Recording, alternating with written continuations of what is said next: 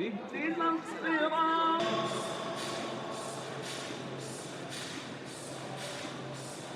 اهدنا الصراط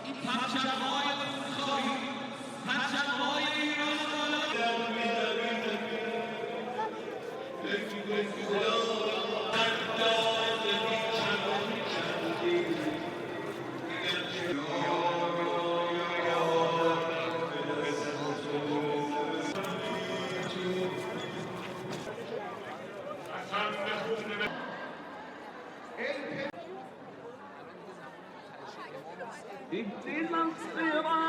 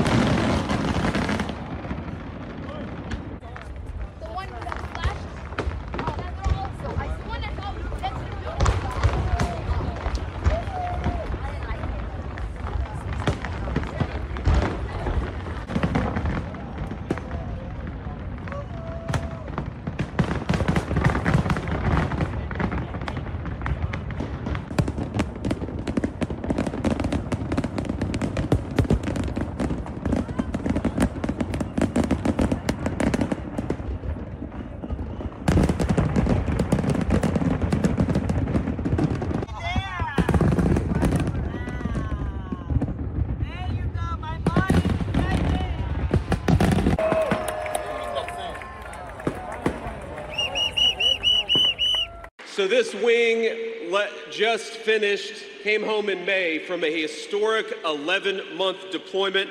The wing logged nearly 12,000 launches across the deployment and over 5,500 flight hours in support of Operation Epic Fury alone. All of the great things that we've accomplished, you guys are the reason that we've been able to accomplish it. So thank you and welcome home. A little bit late, but welcome home.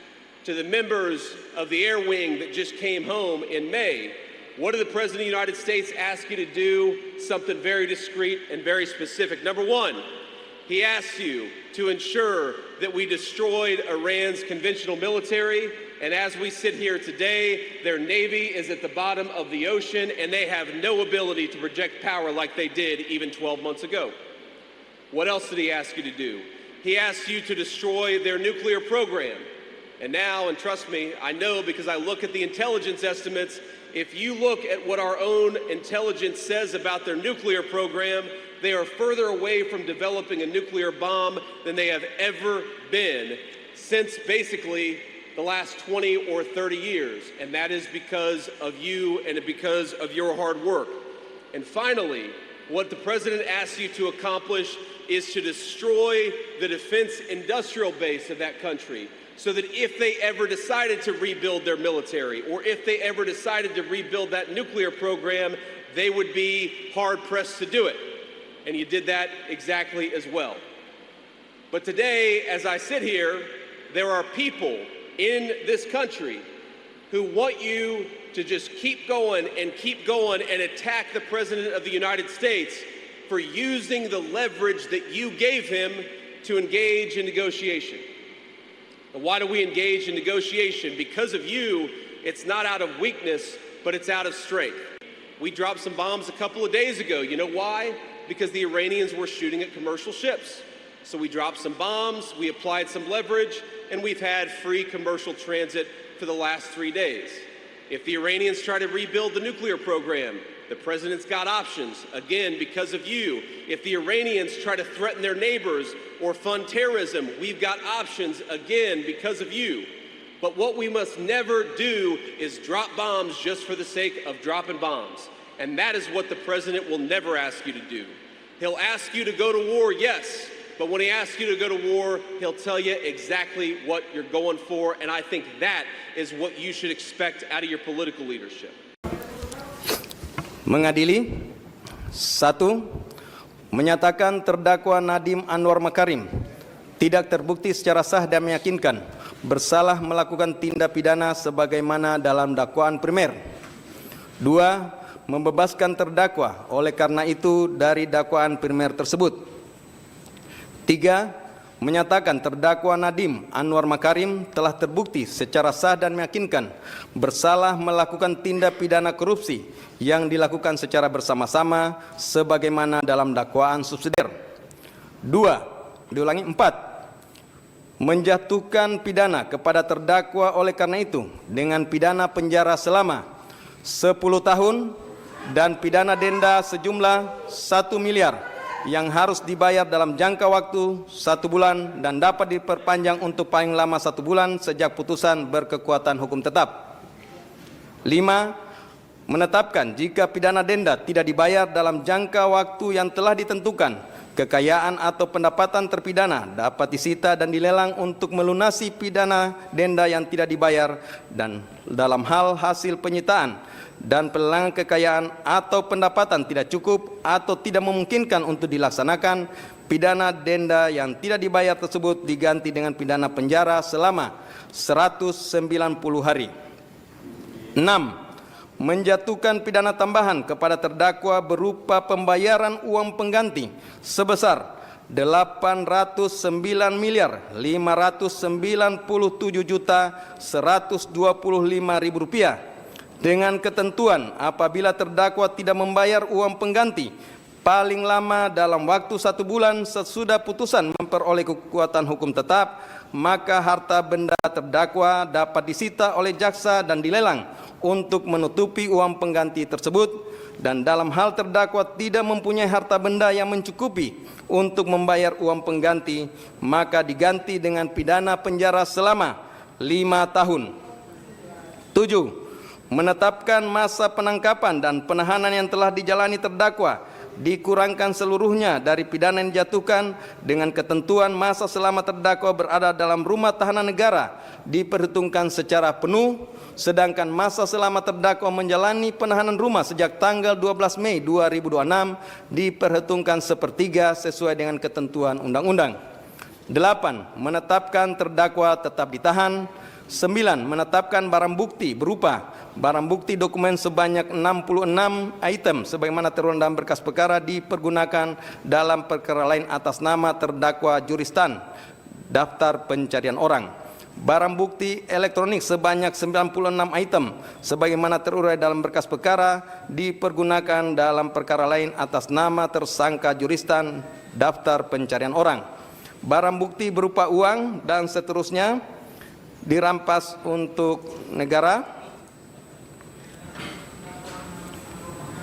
10. Membebankan kepada terdakwa untuk membayar biaya perkara sebesar 7.500. Demikianlah diputuskan dalam sidang permusahan Majelis Hakim Pengadilan Tindak Pidana Korupsi Pengadilan Jakarta Pusat pada hari Selasa tanggal 23 Juni 2006 oleh Purwanto S. Abdullah SHMH selaku Ketua Majelis, Sunoto SHMH, Erusman SHMH, dan Hakim ad hoc Tindak Pidana Korupsi Mardiatos SHMKN, Andi Saputra SHMH masing-masing sebagai anggota, yang diucapkan dalam sidang terbuka untuk umum pada hari ini Selasa tanggal 30 Juni 2006 oleh Hakim Ketua dengan dampingi hakim anggota tersebut dibantu oleh Bobi Iskandar Dinata SHMH sebagai panitera pengganti, dihadiri oleh penuntut umum dari Kejaksaan Negeri Jakarta Pusat, terdakwa dengan didampingi para advokat atau penasihat hukumnya.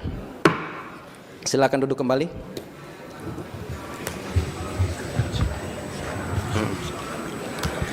Jadi demikian ya pembacaan putusan dari Majelis Hakim. Seperti kita sama dengarkan bahwa dalam pengambilan putusan ini tidak bulat. Salah satu hakim anggota menyatakan berbeda pendapat.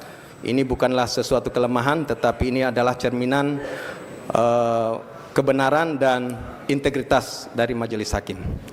Demikian terhadap putusan yang telah kami jatuhkan, baik penuntut umum, advokat, dan terdakwa mempunyai hak yang sama untuk melakukan upaya hukum jika tidak sependapat. Dan untuk putusan, di awal kami sampaikan bahwa putusan ini sudah lengkap dan akan kami serahkan besok, sudah bisa terupload untuk bisa diterima masing-masing pihak. Demikian untuk putusan hari ini nyatakan selesai dan ditutup.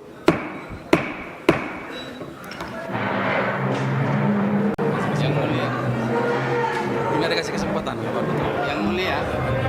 yang mulia, ada acara yang belum terlewatkan adalah memberikan kesempatan kepada terdakwa untuk menyampaikan sikapnya. Loh, kenapa mesti buru-buru yang mulia? Takut ya? Wah, gawat ini. Itu kan hak kita untuk menyatakan. Harus dicatat itu.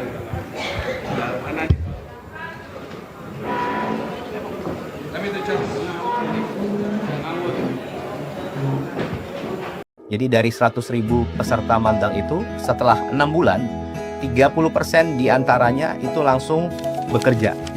Artinya apa? Nah, program ini juga merupakan jembatan nyata bagi mahasiswa yang baru lulus kuliah untuk dapat langsung bekerja dan langsung dapat memperoleh penghasilan. Mas Rizky, salah satu peserta magang yang sudah bekerja juga, dan tadi datang ke saya menceritakan bahwa saya adalah salah satu peserta magang dari Nyenda Founder. Kemudian sudah diterima bekerja. Memang orang biasa, sukses, ya kan? PR utama pemerintah yang dari tahun ke tahun terus-menerus ada itu salah satunya adalah bagaimana caranya adik-adik mahasiswa yang telah lulus khususnya S1 itu bisa langsung bekerja, kemudian mendapatkan penghasilan. Nah, untuk itu Bapak Presiden Prabowo melalui Pak Menaker beserta tim membentuk namanya Program Magang Nasional. Dan ini adalah sudah angkatan kedua. Tahun lalu sudah dilaksanakan tahun 2025. Nah, apa itu Program Magang Nasional? Sekaligus saya terangkan kembali lagi. Jadi intinya adalah satu, yang lulus kuliah, mahasiswa-mahasiswa yang sudah lulus kuliah, khususnya S1, itu bisa langsung magang bekerja selama 6 bulan. Kemudian mendapatkan penghasilan yang cukup signifikan. Itu di antara 3,5 sampai bahkan ada yang 6 juta rupiah per bulan. Tergantung dari lokasi mereka bekerja. Karena sesuai upah minimum kabupaten kota tempat mereka bekerja. Kemudian yang ketiga, diajari, dilatih oleh mentor-mentor di perusahaannya. Tahun lalu 100.000 lebih 2.000 peserta magang. Dan tahun ini insya Allah akan dibuka 150.000 peserta magang. Nah, menariknya apa?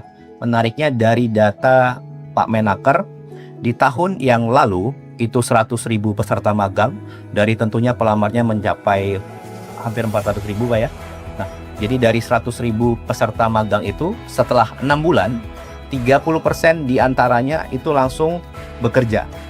Artinya apa? Nah, program ini juga merupakan jembatan nyata bagi mahasiswa yang baru lulus kuliah untuk dapat langsung bekerja dan langsung dapat memperoleh penghasilan.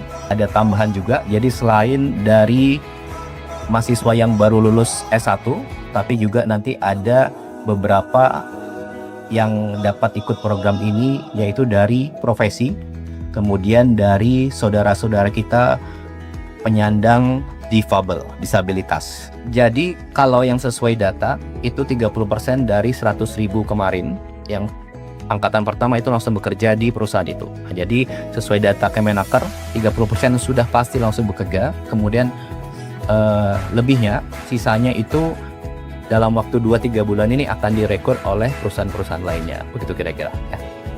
Kemudian terima kasih kepada perusahaan-perusahaan yang BUMN, kemudian swasta, itu angkatan pertama ada 8.800 perusahaan, dan insya Allah kita harapkan di tahun ini angkatan kedua akan lebih banyak, dan tentunya semakin banyak semakin baik. Nanti untuk mekanismenya, detailnya bagaimana akan dijelaskan lebih lanjut oleh Pak Menaker, sekaligus kapan waktu pendaftarannya. Kalau tidak salah insya Allah bulan Juli, dan nanti bulan Agustus sudah bisa magang. Kemudian tadi contoh ya, ada beberapa satu mungkin yang menarik, penghasilannya saat magang 5,5 juta rupiah, kemudian kurang dari 2 minggu dia selesai magang, langsung diterima bekerja, dan di gaji pertamanya itu naik menjadi hampir 7 juta. Mudah-mudahan program ini akan semakin besar, karena tahun lalu 100.000 dan tahun ini 150.000, dan insya Allah semakin bermanfaat untuk kedepannya. Untuk detail teknis pendaftarannya nanti akan dijelaskan oleh Pak Menaker. Terima kasih. Luar biasa.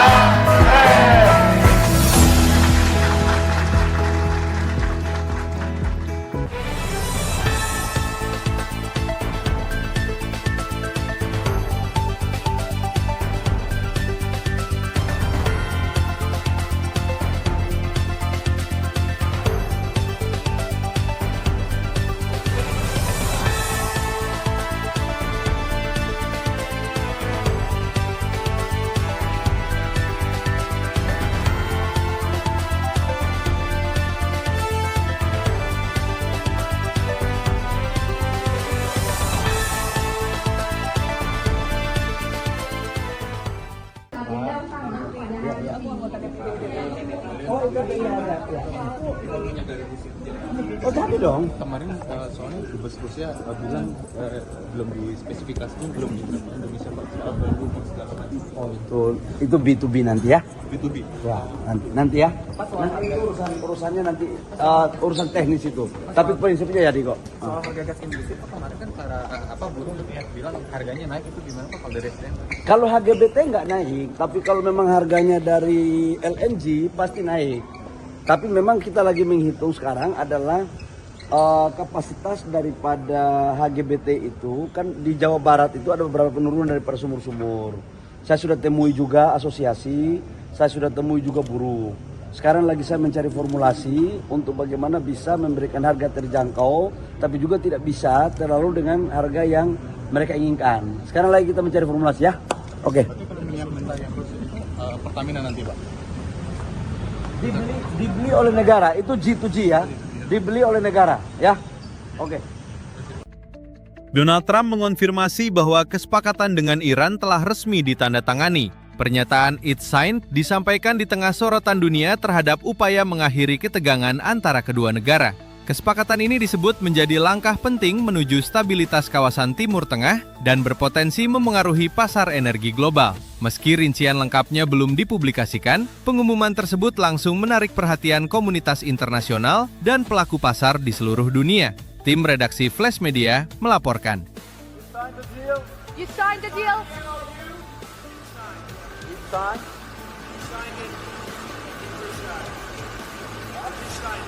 The stories made in Versailles?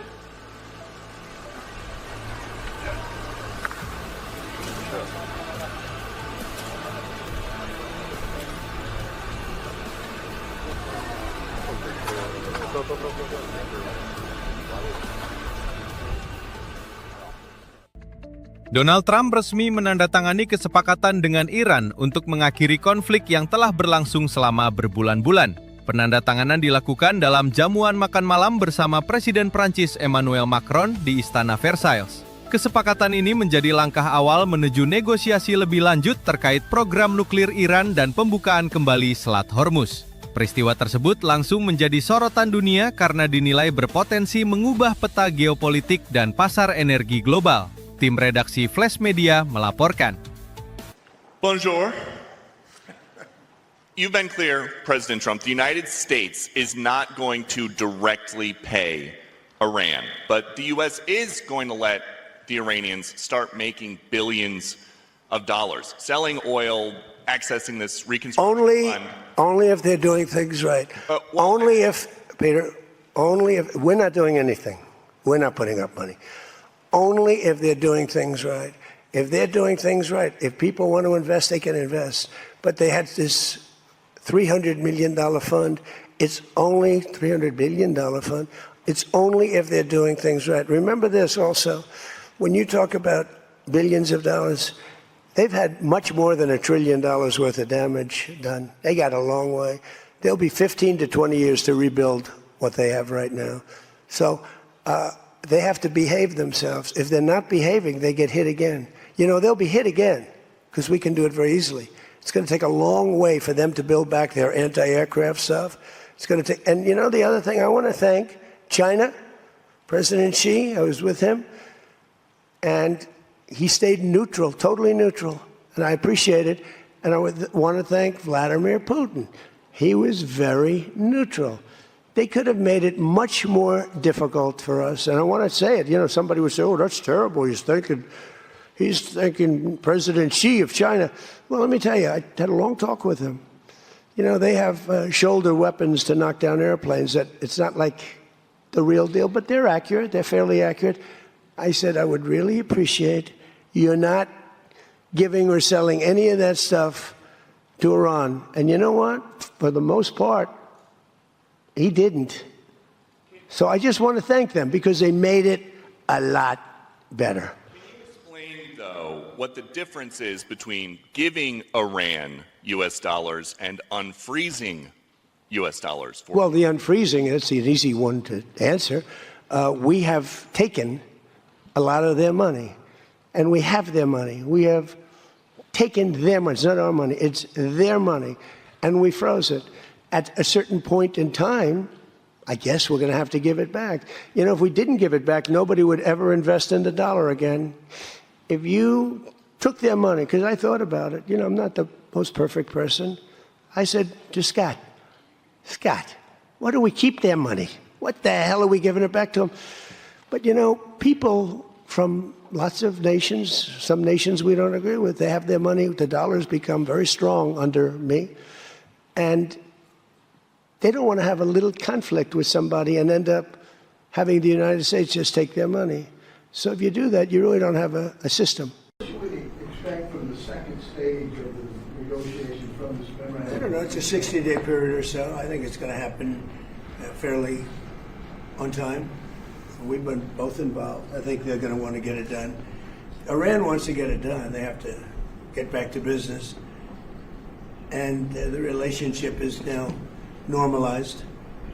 So I think it's going to go pretty quickly, Steve. Could go faster. Could take longer, too, but it could go faster. There's so much interest in the text of the document. Why not release the document? Oh, I will. Why not release it? Well, because I'd like to get a formal setting first before we do that. But I have no problem with that. It's a good document. Here's what it says. Iran will never have a nuclear weapon. That's what it says. It won't have one. To buy, to develop, they will not have a nuclear weapon. And I would say that's about 99.9% of what I wanted, because we couldn't let that happen. You couldn't let that happen. and they won't have a nuclear weapon. Now, in addition to that, the Strait is going to be open toll-free, and it's toll-free beyond the 60 days. It's not, somebody said, oh, it's toll-free for six. No, it's toll-free, period. When it opens permanently, it'll be toll-free.